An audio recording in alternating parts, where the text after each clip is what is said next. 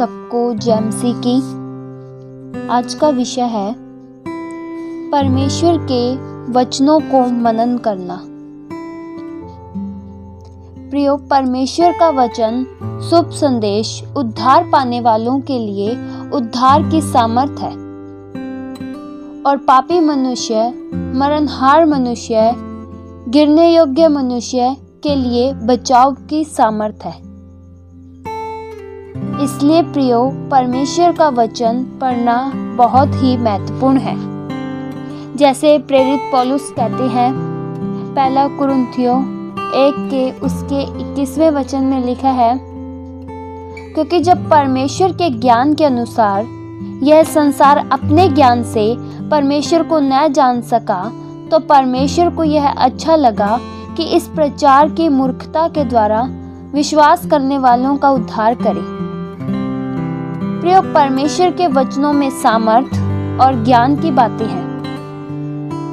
जब एक मनुष्य वचनों को पढ़ता है, वचनों को सुनता है, अपने जीवन में अपनाता है, तो उसका जीवन बदल जाता है, क्योंकि वचन प्रभावशाली है।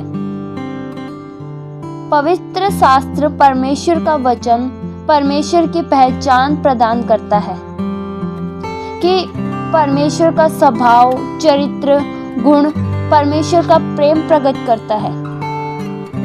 परमेश्वर के वचनों के द्वारा ही परमेश्वर को जान पाते हैं कि परमेश्वर का व्यक्तित्व, अस्तित्व क्या है। प्रिय, वचनों को पढ़ने, सुनने के द्वारा ही हम परमेश्वर के गौरव, वैभव को समझ पाते हैं और हमारे लिए क्या सही है, क्या गलत है, इस बात की हमें समझ प्रदान होती है। परमेश्वर का वचन बताता है कि चोरी न करना, व्यभिचार करना पाप है, और जब हम वचनों को पढ़ते हैं, वचनों को सुनते हैं, तब हमें बुद्धि, समझ प्राप्त होती है और हम सही मार्ग में चलने लगते हैं। प्रिय, परमेश्वर का वचन बताता है, दूसरा तीमुथियुस 3 के उसके 15 और 16वें वचन में ऐसा लिखा है, संपूर्ण पवित्र शास्त्र परमेश्वर की प्रेरणा से रचा गया है और शिक्षा, ताड़ना, सुधारने और धार्मिकता की शिक्षा के लिए उपयोगी है। प्रिय, मनुष्य को मनुष्य के द्वारा बनाए गए तौर तरीके अथवा नियम कभी नहीं सुधार सकते। मनुष्य को सिर्फ परमेश्वर का जीवित वचन ही सुधार सकता है। जब मनुष्य परमेश्वर के वचनों को पढ़ता है, तो प्रिय, उसके जीवन में परिवर्तन होने लगते हैं। वह जैसे वचन कहता है वैसे चलने लगता है। जब मनुष्य प्रभु को जानता है, बाइबल की सत्य वचनों को पढ़ता है और उसे मानता है, तो उसका जीवन बदल जाता है। वह पहले जैसा नहीं रहता और जैसा परमेश्वर का वचन बताता है वैसा करने लगता है। प्रियो, वचन को अपने मनों में अधिकाई से बसने दो, और जब वचन मन में अधिकाई के साथ बसता है, तब हम मजबूत हो जाते हैं, हम सामर्थ पाते हैं। प्रियो, वचन हमें शुद्ध करता है। वचन में लिखा है, भजन संहिता उसके 12 के 6वें वचन में, यहोवा का वचन तो पवित्र वचन है, वे ऐसा चांदी के समान है जो भट्टी पर ताई जाकर 7 बार शुद्ध की गई है। प्रिय, वचन बताता है लूका 8 का उसके 11वें वचन में कि परमेश्वर का वचन बीज है और हमारा हृदय भूमि है। जब वचन परमेश्वर का हमारे मन की भूमि में बोया जाता है, तो फल लाना चाहिए। परमेश्वर का वचन सामर्थी है और सामर्थ से परिपूर्ण है।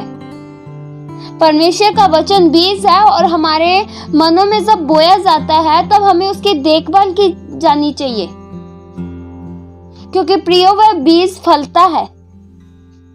जब हम प्रभु के वचनों पर मनन करते हैं, तो हम प्रभु के अद्भुत कामों को जान पाते हैं कि प्रभु ने पास्ट में क्या क्या किए थे, इजरायलियों को कैसे मार्गदर्शन किया था। इन सब बातों को हम समझ पाते हैं कि दिन के समय मेघ का खंभा बना, रात के समय अग्नि का खंभा बना, इस्राएलियों को बचाता रहा।